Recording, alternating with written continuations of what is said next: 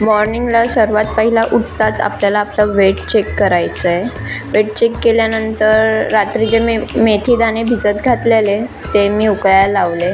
एक मोठा ग्लास म्हणजे माझ्याकडं एक मोठा ग्लास आहे, त्याच्यामध्ये मी भरून पाणी घेते आणि ते अर्धा पेला होईपर्यंत मी उकळवते आणि एका साईडला मी आता इथे स्टार एनिस आणि सिनेमन वॉटर ह्याचं मी नेहमी चाय बनवते म्हणजे. आणि ती अशी चाय म्हणजे तो असा काढा आहे ना, जो तुम्ही जेवणाच्या आधी अर्धा तास आधी पियायचा आहे आणि त्यानंतर जेवायचं. म्हणजे ग्रीन टीची तुम्हाला काहीच गरज नाही. हा 1 लिटर बनवला ना, पूर्ण दिवसात हा तुम्ही थोडा थोडा करून जेव्हा तुम्हाला वाटेल तेव्हा पिऊन, म्हणजे जेव्हा तुम्हाला असं क्रेविंग होईल ना तेव्हा तुम्ही हा पिऊ शकता. सिनेमन कसं क्रेविंग कंट्रोल करण्यामध्ये हेल्प करतं. प्लस स्टार एनिस हे लेडीजमध्ये कसं आपलं पिरियड्स इनरेग्युलर असतात, कोणाकोणाला PCOD PCOSचा त्रास असतो, त्यांच्यासाठी हे खूप चांगलं आहे.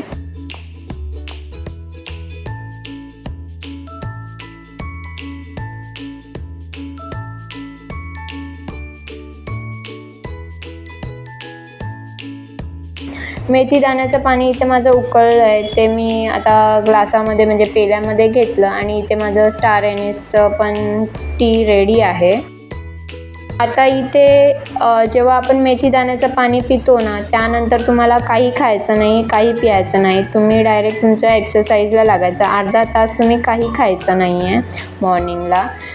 आत्तापासून पुढचे 10 दिवस आपल्याला हेवी एक्सरसाइज नाही करायचे आहेत, म्हणजे लाईटली एक्सरसाइज, जास्त स्ट्रेस नाही द्यायचा आहे बॉडी. पुढचे 10 दिवस मी ही लाईट एक्सरसाइज करून तुम्हाला दाखवेन की लाईट एक्सरसाइजने पण वेट लॉस होतं. वेट लॉस होण्याचं रिझन एक्सरसाइजच असं नाही आहे, तुम्ही काय खाता, कधी खाता आणि कसं खाता हेही वेट लॉसमध्ये खूप इम्पॉर्टंट असतं. जसं एक्सरसाइजचा टाईम झाला, डिनरचा टाईम झाला, तसंच पाण्याचाही टाईम आहे. पाणी तुम्ही अर्ध्या तासाच्या गॅपने 1 ग्लास पाणी तुम्ही डेली पियायचं आहे. तुम्ही हा गोलच करा की दिवसातून मी 3 ते 4 लिटर पाणी डेली पिणार आहे. लाईट एक्सरसाइज करा. पहिले 10 दिवस तुम्ही लाईट एक्सरसाइज करून तुमच्या बॉडीला एक सवय लावा आणि त्यानंतर मग हळूहळू तुम्ही तुमच्या म्हणजे जिथं आपण म्हणजे टायमिंग वाढवत जा एक्सरसाइजचा, की नाही आता आपण 15 मिनटंच केली तर आता आपण अर्धा तास करू, 1 तास करू, असं. म्हणजे दिवसातून 1 तास तरी तुमचा एक्सरसाइज झालाच पाहिजे.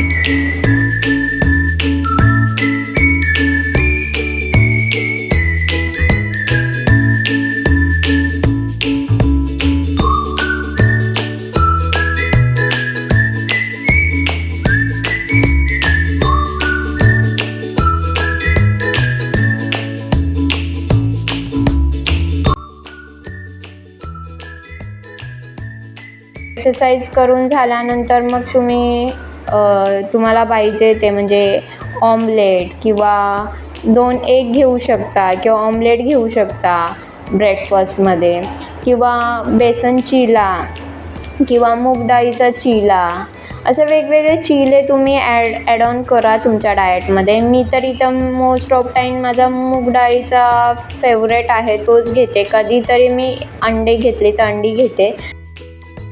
मूग डाळीचा चिला हा खरंच म्हणजे खूप चवदार असतो. तुम्हाला वाटेल की मूग डाळीचा चिला कसा लागेल, तर नाही, खूप टेस्टी असतो तो. आणि तो 1-2 खाल्ल्यानंतरच पोट चांगलं भरतं. 2-3 तास काहीच भूक लागत नाही. त्यानंतर 12-12:30 वाजता असतो माझा लंच टाईम, तेव्हा मी बेसन चिला किंवा मग डाळ, म्हणजे कोणती डाळ जर बनवली असेल तर ती, सॅलॅड असं मी घेते. डाळ आणि सॅलॅड असतं किंवा मोठ्या डाळीचा बाऊल असतो आणि सॅलॅड असतं, कधी भाजी आणि सॅलॅड असतं. म्हणजे मी गव्हाची चपाती मी स्किपच केली आहे. त्यात नाचणीची भाकरी घेते किंवा ज्वारीची भाकरी, ह्या 2 भाकऱ्या माझ्या ठरलेल्या आहेत, त्या मी घेते. किंवा मग त्याचाही नाचणीचाही चिला बनवू शकतो, तो आपण दुपारी लंचला खाऊ शकतो. नाचणीचा चिला किंवा बाजरीचा चिला. सकाळी मी खाते तर मूग डाळीचा चिला, दुपारी जर कधी मूड असला तर मग नाचणी आणि बाजरीचा चिला बनवला तर बनवते, नाहीतर जी डाळ असेल ती आणि मोठा बाऊल डाळ आणि मग माझं सॅलड, ते माझं फिक्स असतं. आणि इव्हनिंगला मी कधी कधी तर हे करते, अंडी घेते.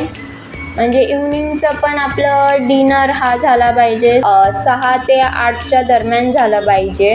त्याच्यानंतर 8:30 नंतर काहीच खायचं नाही आहे. जर तुम्हाला नंतर तुम्हाला पुन्हा जर भूक लागत असेल तर तुम्ही त्यावेळी ग्रीन टी घेऊ शकता. जर तुम्हाला वेट लॉस करायचं आहे, फॅट लॉस करायचं आहे, तर 7 ते 8 तासाची झोप पूर्ण झालीच पाहिजे. वेट लॉस ग्रुपमध्ये जसं मी तुम्हाला सांगितलं आतापर्यंत की टाईम टू टाईम खाणं इम्पॉर्टंट आहे, time to time exercise important आहे, टाईम टू टाईम पाणी इम्पॉर्टंट आहे. बॉडीला किती 3 ते 4 लिटर पाणी तुम्ही डेली कंझ्युम केलंच पाहिजे. तसंच 7 ते 8 तासाची झोप ही तुमची डेली पूर्ण झालीच पाहिजे. तुमची लो एनर्जी वाटणार नाही, तुम्ही एकदम स्वतःला फ्रेश फील करा. म्हणून 7 ते 8 तासाची झोप ही पूर्ण झालीच पाहिजे.